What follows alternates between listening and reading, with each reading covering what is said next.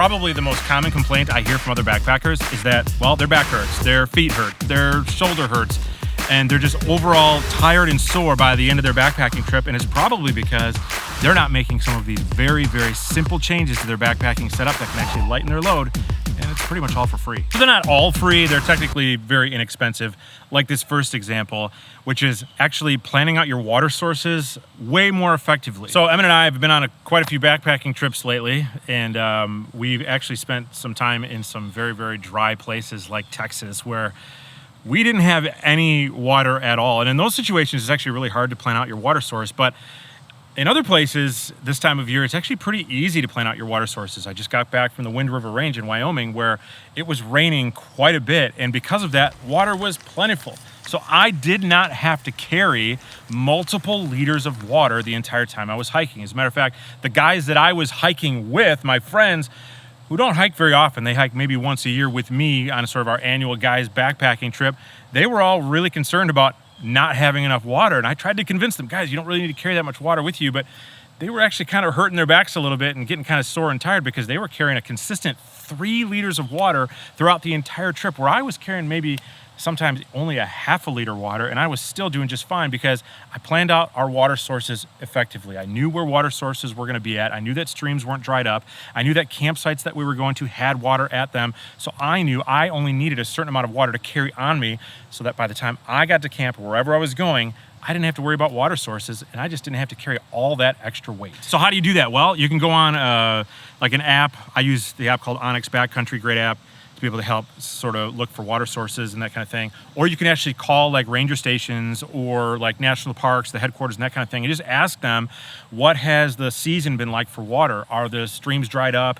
Or are the campsites that we're going to, kind of give them an idea where you're about to camp? Are these campsites seasonal water only? Like, is it really reliable water sources? So that can kind of give you an idea of what's there. And also try to plan to hike and camp near water in general. Try to find lakes and rivers and that sort of thing. So that way you've got at least decent access to something when you're at camp, so you don't have to carry that much extra weight.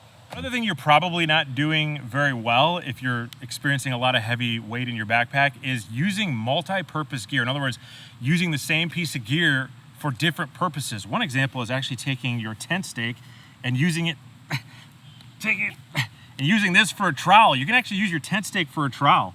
Or you can use, like, say, a bandana as a pot holder. Or you can actually take this example. This is the new water filter from LifeStraw, which is the sponsor of today's video, and use this as a dual purpose item. These types of water filters that are collapsible water bags are really nice because you can use this not only to filter water at camp or wherever you're at, but also use it to carry water on trail consistently with you. It's got a 1 liter bag that comes with it, which is really nice. But then this filter is actually a standalone filter to be able to use with their Peak Design Series water bladder bags. So this actually can be used on like a 8 liter water bag, a 3 liter water bag. It can be used on a water bottle itself, so you don't even need to take this with you.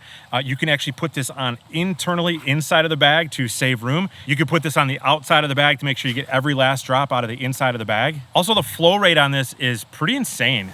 It gets about 3 liters per minute. So I've used this on 3 trips now, and you can actually filter 500 gallons or 2,000 liters of water through this. That's actually quite a few backpacking trips. It removes 99.99999% of bacteria.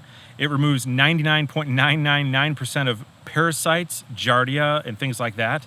And it also removes 99.99% of microplastics. Another thing you're probably not doing is splitting up the gear between you and whoever you're hiking with. Maybe it's your partner or your wife, your boyfriend, girlfriend, whatever. But in this situation, I have a trekking pole tent, so I wouldn't necessarily be splitting up this. But if I had a freestanding tent or a semi-freestanding tent, I'd be handing off the poles to somebody else, especially if I was going to spend the night in that tent with that person, and then I would be carrying the tent portion. Or maybe even it's cooking gear that you could be splitting up. Maybe you guys like to do a lot of cooking and you're carrying a lot of, pots or pans or whatever you guys are bringing out there, hopefully ultralight, but maybe you need to split up some of the cooking gear. Or even food. If you're cooking at camp, a lot of campers in group situations like to eat the same meal while they're at camp. So there's sometimes just a camp chef out there, and it'd be good for them to all split up the food among everybody there. And in those situations, you can save weight as well. Another thing you're probably not doing that is actually something people don't think about very often to save weight while they are at camp is if it's raining. on your tent and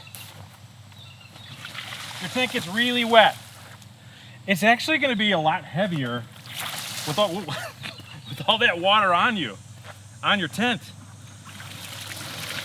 So what you want to do is make sure that when you're done with your tent or in the morning and it's been raining all night, you want to dry out your tent, because all that extra water on there is probably going to add a lot of weight in your backpack that you don't even need to be carrying. So I wonder how much it weighs. What do you think, Emmett? Should we find out? I think let's find out. Let's find out. Let's grab the scale. Okay, I packed up the tent, all nice and tidy, but let's just assume that you slept all night in a rainstorm and this nylon tent soaked up all that water and you decided to not dry out that tent in the morning. How much extra water would be on this tent? How much would it weigh? Well, this tent factory weighed is 25.4 ounces, including all the guy lines and the 8 stakes that come with it. So let's check it out. Wow. 2 pounds, 3.5 ounces. Add the stakes. 2 pounds, 7 1/8 ounce. All right, let's do a little Dan Becker math here. What's 39 minus 25.4?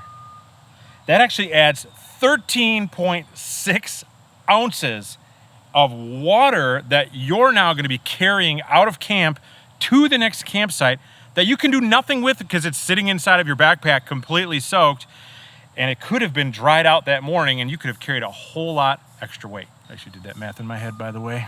100% me. It's one of my many gifts and talents. All right, well, I hope that helped you guys out. I hope to give you a few easy, simple ways to reduce the weight out of your backpack. Probably stuff you're not even doing now, especially if you're a newer hiker. And we'll see you on the next one. This is really wet. It's actually very wet. Can you feel that? It's because I took it in the pool earlier. Can you feel it though? Yes. Getting you? Stop it. Yeah. Stop Getting it. you?